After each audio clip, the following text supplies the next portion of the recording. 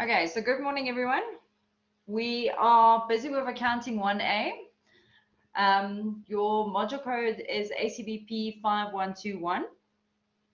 So in this module, we are going to look at the basics of accounting. It is split into 9 learning units, which you will need to master to be able to be successful in the semester. Okay, so let me just, if you didn't hear, let me just introduce myself again. So I'm Astrid Halberg, and I'm an independent contractor. So I provide accounting and tax at Varsity College. I'm married and I've got a little daughter. She's 18 months old. And then a little bit of background is I've done accounting and tax for a number of years. I've worked locally as well as overseas. I started off in an auditing firm, and then I eventually went into private practice and then moved into professional training. So where you train the corporates in accounting and tax, and then I moved over to academia where I now teach you guys accounting, and then I also teach tax in the second semester. Now, because of the fact that I'm a contract worker, I'm not always on campus. So I'm generally on campus when we've got class. And then I am available on my emails Mondays to Fridays from 8 to 5. So if you've got any questions or you're wondering about something or you're struggling with something, please just pop me an email on the email address on the screen, and then I will get back to you as soon as I can. Okay, so I generally do respond within the same day. If you send it very late in the afternoon, I would normally then respond the following morning. Okay, so just basic information that you need to be aware of. You've got your timetables. It specifically indicates when you've got a collab session, when you've got a face-to-face session. Now make sure that you do attend the right class and that you do come at the right times. And then on VC Learn, I will post your LAC session. So that is where you have to do learning in your own time. And I will clearly indicate what activities would fall under those.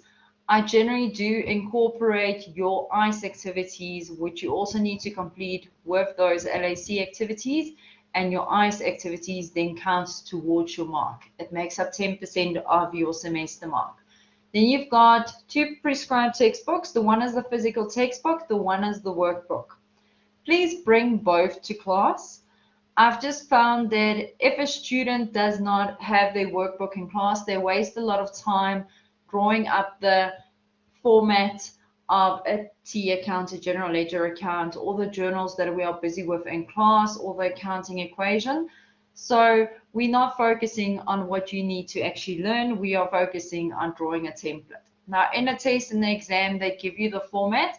So I'd rather we focus on the work than having to waste time drawing the tables and that.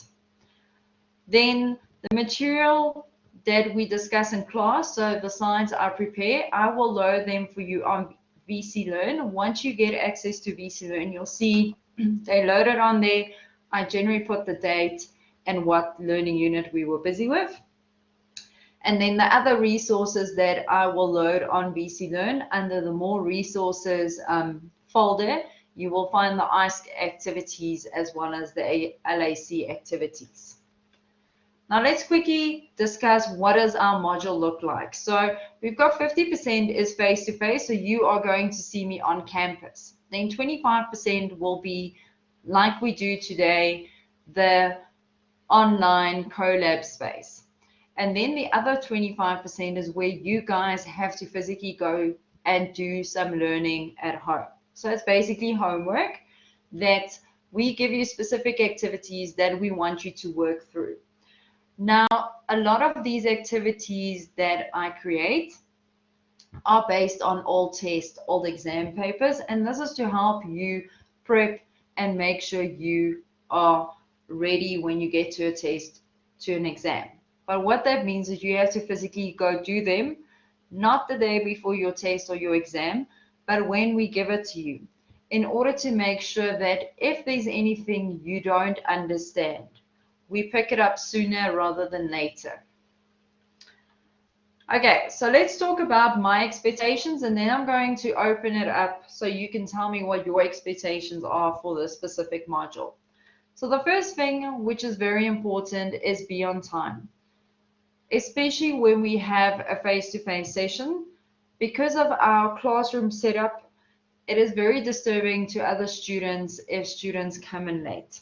I do understand in the mornings, because most of our classes are 8, it is difficult sometimes with traffic. So I generally do give an allowance of 5 minutes, but not more than that. I want you to be present and be involved. So please, when you are in class, when you're online, I want you to actively partake. Ask me questions and try and do the questions we are doing. I want you to try and do it. You won't figure out what you don't understand if you just sit and listen. You need to actively work and practice on this module in order to be successful. Then I want you guys to have mutual respect for one another. Each of us have different backgrounds, different views. We see things differently. So I want you to make sure that if someone else has a different opinion on how we should approach it or how they feel it is done, hear what they have to say, and then we'll talk about it. We'll see what is the best way to do it. There are different ways to get to the same answer. So there isn't always just one way of doing it. There are different methods to get to the same answer. People are different. People think about things differently. So just remember to be respectful to your fellow students and to your lecturers. Then I want you to be prepared for class. What that means is at least go read the learning unit before class so that you know what we are talking about, and it's not the first time you actually hear the concepts. Then you would also know, when you read through it at least once, okay, I don't understand what, for example, the term assets mean. Then you can stop me and say, hi ma'am, I've read this chapter, but can you please just explain this concept to me before we continue? Then I can already unpack the little things that sometimes throw a lot of students off the bus early on in the semester, and we can try and make sure that all of you finish strong. Then another thing, don't fall behind. So what I've seen numerous times is students procrastinate. I was a student myself. I know watching a movie, watching Netflix, whatever, is so much nicer than actually having to do your accounting homework. But I've seen the students that keep up to date and practice the accounting every day, do the exercises that we give them. They actually do a lot better in the exam than those students that leave it to the end. Now, the reason for this is our learning units build on one another. So if you've lost something or don't understand something, for example, in learning unit 2, which is our accounting equation, which is the basis of why we do accounting in specific ways, then by the time we get to the journals and we are capturing the accounts in our general ledger, these terms, I'll explain them to you shortly, then you will have already lost the key concept, and then the students struggle in the later concepts or later chapters, and it's because of the fact that you missed something right in the beginning and didn't realize it. So that's why I want you guys to not fall behind. Stay up to date with what we're doing and practice, practice, practice. The key to accounting and to pass it is to actually go do the exercises. The more you do the exercises, the better you get at doing accounting. Accounting is not easy for everyone. There are very few people that just flourish with it first time around. A lot of students need a lot more practice to be able to do well in this module. But you can do well as long as you put the effort in there. And then the last thing is, I want you to ask me questions. There is no such thing as a stupid question. From experience, the questions that I do get, 90% of the class generally has the same question. So you might be wondering about something and you are too scared to ask me. So if you don't feel comfortable to either ask me online or ask me in class, then you can always pop me an email after class and ask me your questions, and then we can address it in class the following session. So then no one knows who actually asked it if you prefer to go that route.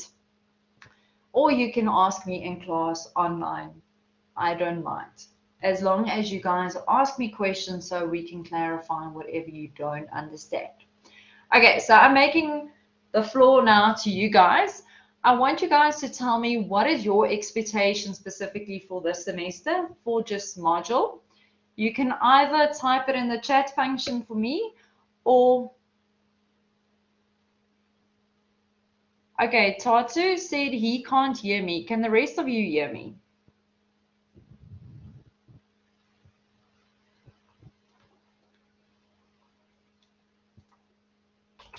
Yes, ma'am, I can hear you. Okay, Tatu.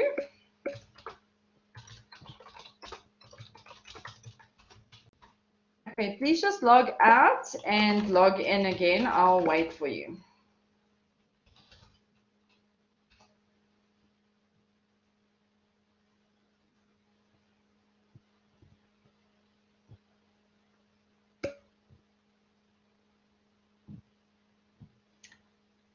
Okay, while we wait for Tatu, the rest of you can use so long either in the chat function or you can pick up the mic, whichever you prefer. Tell me so long, what are your expectations for this specific module?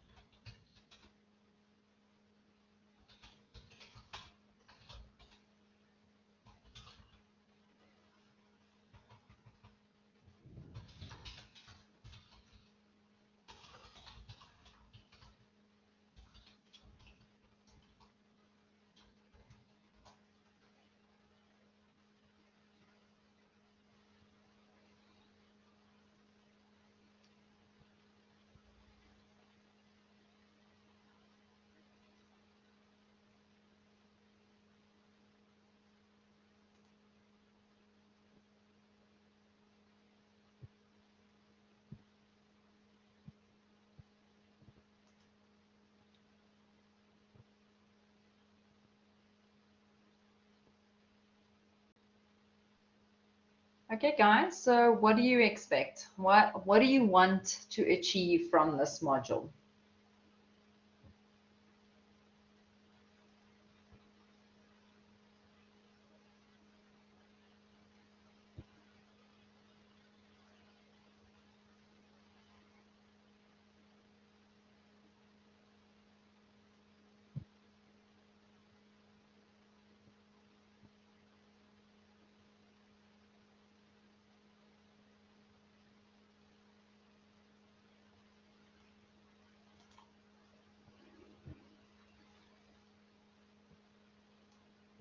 Okay, so don't you guys have any expectations? Okay, so Maria said she wants to pass it and gain more knowledge about accounting. Okay, so Maria said she did not do it in high school. Okay, so Maria, just to address that, even though you have not done it in high school, that is okay. This first semester is basically at the same level as what the guys in high school did. So for the guys that have done it previously, you will see there's a lot of repetition of what you've done at school. But that being said, this is your opportune time for the guys that have done it before to actually try and get a 90. It is possible. I have seen people done it before. Okay, so Nicholas said he's not very familiar with accounting. Is there, will there be any relation with maths? So Nicholas, with accounting, in order to balance it, we do apply some mathematical equations. So in our second session, we are going to talk about the accounting equation. So whatever's on the left-hand side needs to equal the right-hand side. So it's very similar to maths where you say, for example, 1 plus 1 is 2. Now in accounting, when I've captured 1 and 1 on the left-hand side, I would have to have a similar 2 on the right-hand side so that it balances. Then we will also use it when we do VAT to do basic multiplication and division questions as well, and then basic adding and subtracting. Okay, then Lesedi said they want to improve their understanding of accounting. Letsedo says get a basic understanding of accounting and try to pass the module. Okay, so thank you guys for your comments. I know a lot of you want to pass this module. One thing, I do not want you to aim just for 50. We aim at least for 60%, and the reason why I say this is if something goes wrong in the exam, for example, then generally if you aim for 60, most of those students, if something goes wrong, they still pass the physical paper. In class, we will also talk and cover about exam technique or test technique to help you guys get the most amount of marks in the time available. Okay, so let's move on then to what we actually have to cover today. And then the last thing I want you guys to do is please have fun. I know accounting can be a difficult module, but let's have fun while we try and unpack it for you guys and go through the information. Okay, so the first learning module we are looking at is Introduction to Business, Bookkeeping and Accounting. This is basically just a background of what it is. This gives you a bit of background, a bit of history as what accounting is. Okay, so one of the main things for accounting is a lot of businesses actually use accounting in their businesses. Now, a need arose for accounting in historical times because of the fact that there was a lot of trading happening between someone that produced veggies and then they needed, for example, they had veggies, but they wanted some meat. So they wanted a chicken. So initially how it started is we swap one type of good for another one and vice versa. But then eventually what happened is some people started buying and then they would pay later when their crops would come in. But now the need arose for that specific entity to know, okay, so I've supplied A, B, and C to you, but how do I know how much you owe me when you eventually come and pay me? And that is how the bookkeeping or accounting system was actually created. Now, one of the interesting things is that is called crude accounting. Now, they call it crude accounting because at that stage, accounting records were kept on a piece of leaf or on a rock. It was not done on a piece of paper. And then later in the 1400s, 94, Luca Pacioli actually created what we call today the double entry system. So that means whatever is on the debit side, your left-hand side of your general ledger, must always equal what is on the credit side of your general ledger. Okay, so that is where the accounting equation comes in. Now let's quickly look at what are the learning objectives that you need to achieve. So the first thing is provide a brief overview of the history of accounting. Now, in an exam or in a test, this is generally asked as part of a multiple choice type question. So you need to be aware of the information, but this is not necessarily where the focus will be at. Then outline the users and the users of accounting information. Here they will give you, for example, a scenario, and they will ask you each individual in that scenario, what type of user are they? So we'll talk about the different users and what do they actually want to get out of a set of accounting information. Then we'll briefly talk about your principles of your international financial reporting standards. I will show you what the accounting cycle looks like. So this is what we do on a monthly and annual basis, specifically in accounting. Then we're going to briefly discuss what is the difference between financial and management accounting. So there's two types of accounting you get in practice. Each one has a different objective. And then the last one is list the various types of transactions that can occur during the ordinary course of a business. So this is where the key terminology comes in that we'll have to explain to you guys. And later on in the module, those terminology becomes very vital because students tend to, if they don't understand what I'm asking them, it's because they don't understand the key concepts. Okay, so we're going to watch a video now. I'm just waiting for it to load. Let me know if you can hear the sound on your side. So this is just a brief video to explain to you the history and the origin of accounting.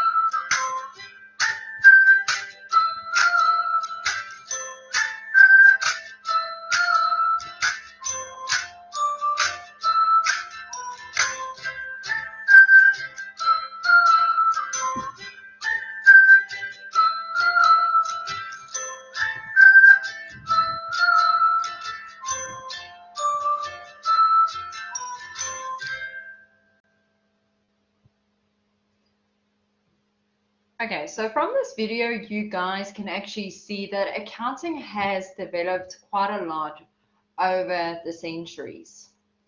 Let me just move on here. So it's changed quite a lot over the centuries, and it started from a very basic form of accounting up to what we see today, where we have general practices or accounting standards. Now, the one we mostly use in South Africa is IFRS. It's our International Financial Reporting Standards. Whereas in America, they use US GAAP. That is their version. There are a few differences between the two, but over the last 10 years, they've actually tried and align them so that they are more or less the same. There are a few differences with the valuation of investments and that, but for that they've now brought in additional note disclosures so that it is easier to compare, for example, accounting information in South Africa to accounting information in America. Okay, so that is the main thing. Now, the reason we have accounting records is for a business to be able to know exactly at a specific point in time, how much money do I have in my bank account? How much money is owed to me? How much money do I owe to someone? Are my products actually profitable? Am I making profit on it? Which product is more profitable than something else? And then that information is generally used by management to make decisions in driving their business. So am I going to get rid of a specific product or bring in more another product? So to make it a bit more applicable to you guys, I thought we're going to take a grocery store. All of you have to go do shopping sometime during your life, whether it is for something healthy or just something to indulge in. So I want you to think about the last time you went to a grocery store, or even if you've gone to a petrol station, the concept would be the same. Okay, so in the chat box, tell me, what did you buy the last time you either went to the store or went to a garage?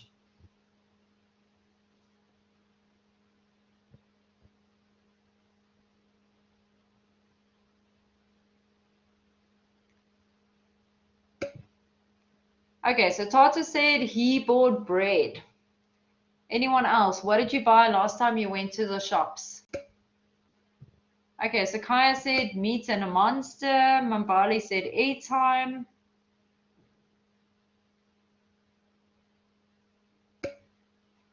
Neil went and bought petrol. Maria, a pair of shoes. Tile, energy drink and chocolates. Okay, so if we take those examples, how much did it cost you guys? Okay, let's say he bought a camping chair, meat and stationery. Okay, so it doesn't have to be an exact amount, just you can tell me how much did it cost and how did you pay for it. You can give me an estimate as well. It doesn't have to be a spot on amount. Okay, so Lasidi said hers cost about 365 Rand. Mabali said he paid 15 bucks cash. Okay, and Lasidi also paid cash. Okay, Maria, when you bought your shoes, okay, so yours was about 300 Rand and cash. Okay, so Tsiri Lesedo bought donuts for 30 Rand. Neil paid 600 Rand with the card. Tatu, 14 Rand cash. Okay, Kaya, 185 Rand and 24 Rand, and they used their card. Okay, now what proof of payment did you receive when you made your payment? So what did the store or the petrol station give you once you made your payment?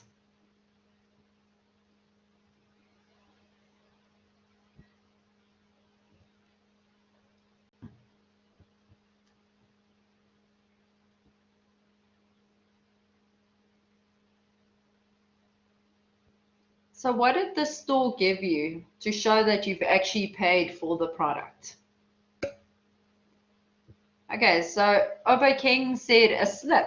Now that's correct. So Kaya said a merchant copy slip. Okay, so that is if you, for example, pay with your credit card, you get that credit card receipts as well, but then they normally give you a cash receipt as well. Okay, now if you think back to that cash receipt or the receipt that you've received, did you pay any tax on what you paid for?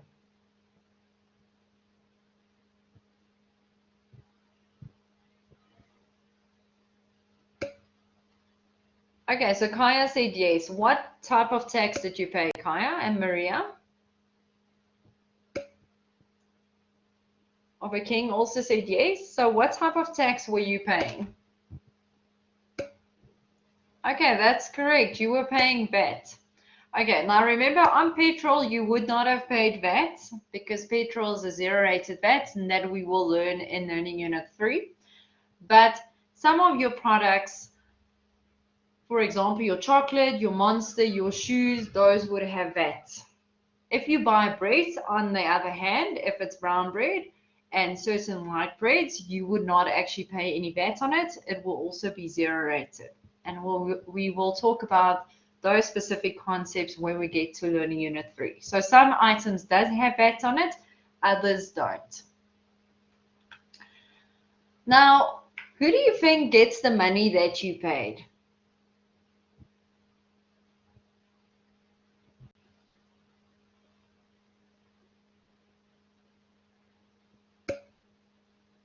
Okay, so Lasidi says the store gets the money. Okay, so that would be correct. Now, what normally happens is the money you pay would go to that respective store, petrol station, wherever you spent your money. Now, if there was a tax component linked to that amount, the store would be required to take that tax and then pay it over to SARS. So they collect the tax on behalf of SARS and they pay it over to them. Okay, so the money would generally be split between what the store can keep as their own and what they have to pay over to a tax authority, in our case SARS. Now, why do you think it is significant to actually keep these till slips? What is the importance of it?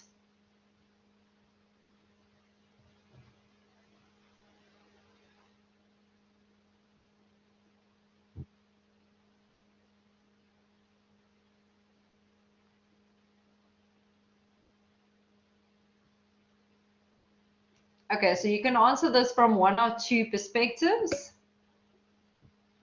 Okay, so Lasidi says to have proof of the transaction. Okay, so Lasidi, from your point of view, yes, so that you can have proof that you've actually spent this money, so you know where your cash or your credit card transactions, that they are actually valid, that you actually spent the money. Okay, so let's think about from the store or the business perspective.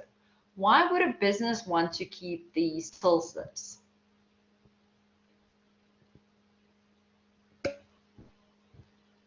Okay, so Imperial says to keep record of what goes out and how much comes in.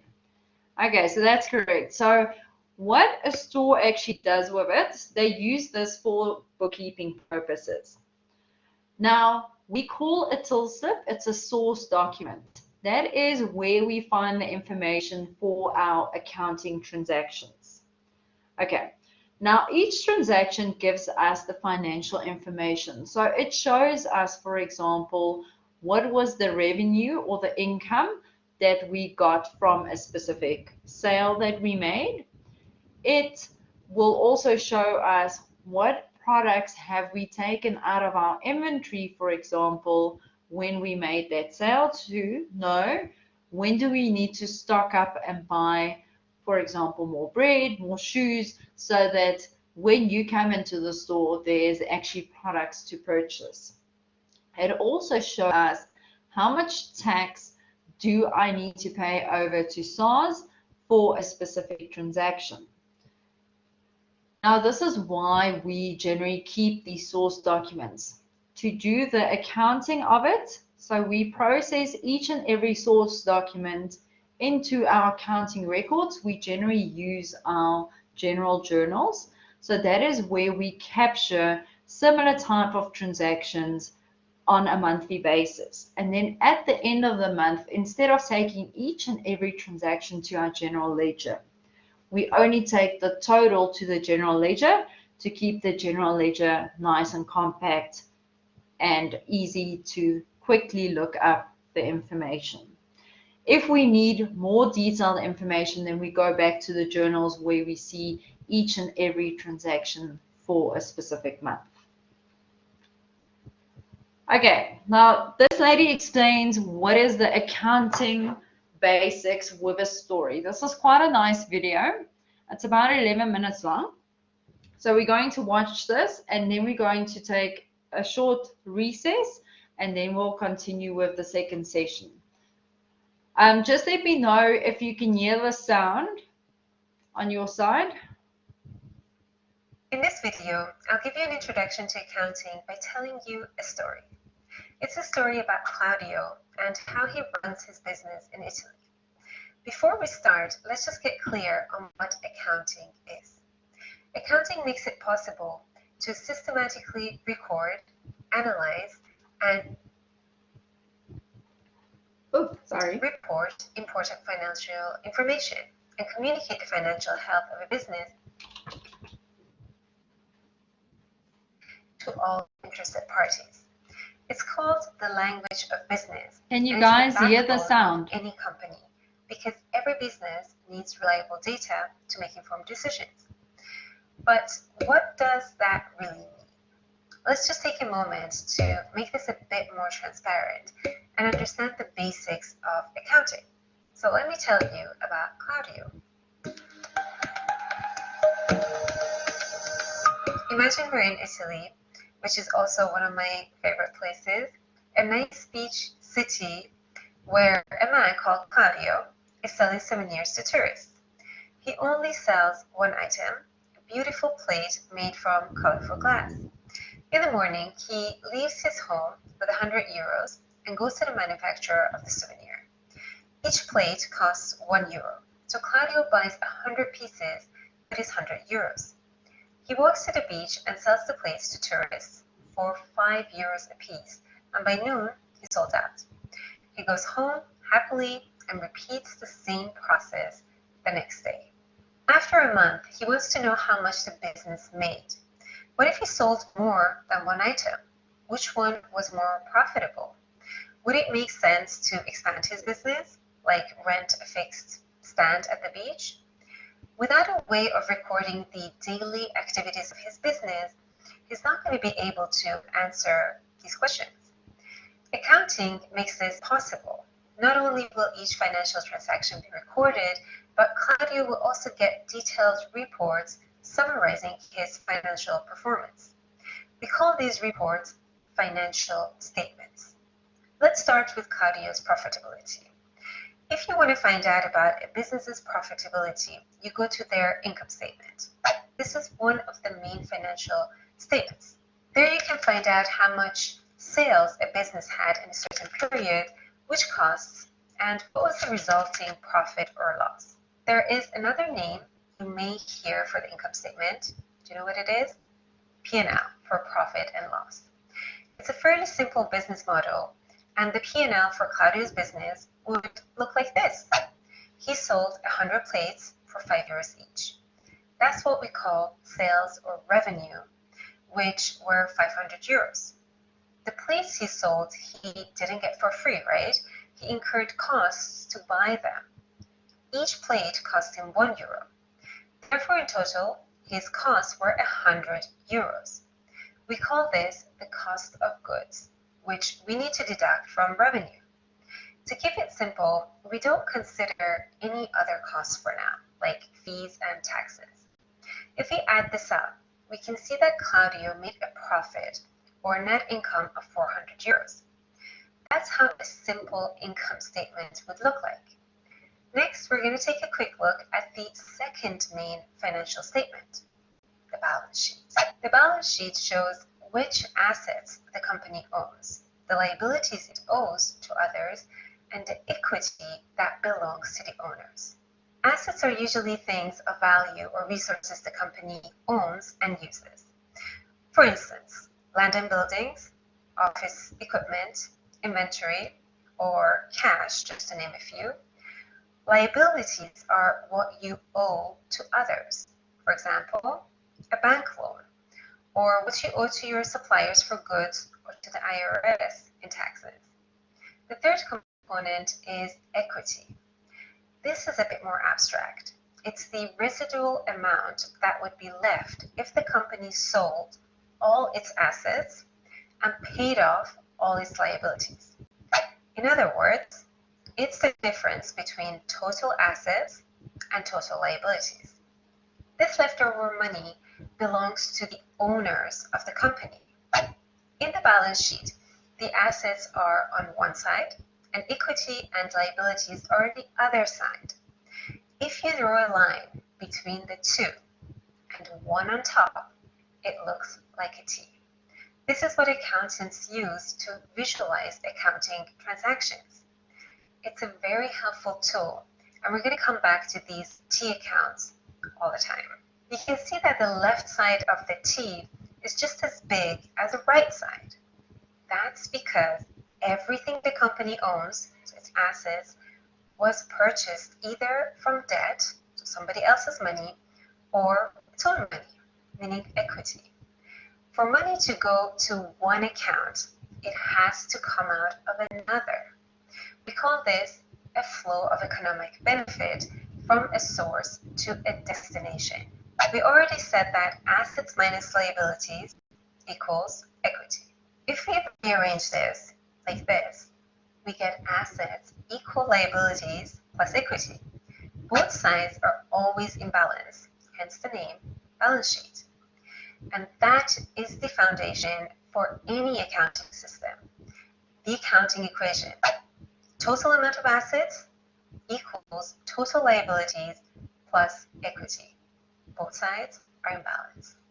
With that in mind, let's see how the balance sheet looks like for Claudio. A balance sheet is always created at a certain point in time, like at the end of the business year or at the end of a quarter. In our example, it's the end of Claudio's business day. Claudio started out with 100 euros in cash, which is also the money or equity he put into the business. The cash on the left side equals equity on the right side. The balance sheet at this point is in balance. Then he spent the cash in the morning to buy the colorful plates. The plates are what we call his inventory. In the process, his cash got reduced to zero, but in exchange he received another asset, inventory. He didn't get richer or poorer by that, right? The total amount of assets is still 100, and of course his equity is 2. After he sold the plates for 5 euros each, he ended up with 500 euros in his pocket at the end of the day. His inventory is gone because he sold all the plates to the tourists. At the end of the day, his inventory value, therefore, is 0. He doesn't have any more plates. If we look at Claudio's balance sheet at the end of the day, you can see that the total value of assets, the left side is 500 euros. That's the cash he came home with. On the credit side, we only have 100 euros. The balance sheet is out of balance. As we know, this can't be. Both sides always need to be in balance. So what's wrong here? The missing component is the profit he made during the day. If we go back to the income statement, we see that Claudio's net income was 400 euros. This will be added to equity. Why? Because due to his successful business, he made the business more valuable. When he started out the day, it was worth only 100 euros, which was the money he put into the business when he walked out the door. When he came home, he had sold all his plates with a profit of 400 euros. So his business is now worth more, which is reflected in a higher equity. Net income is the link between the income statement and the balance sheet. So when we add the profit of 400 euros he achieved to equity, also the right side gets to a total of 500 euros, and the balance sheet balances like it should. So that's how it would look like for Claudio at the end of his successful day at the beach. I hope this video was helpful for you to get familiar with accounting basics. I'm planning to add more videos for accounting. Okay, so guys, that is just a basic explanation of what accounting is. So I think let's take a 10-minute break till 9, and then we'll continue with the session.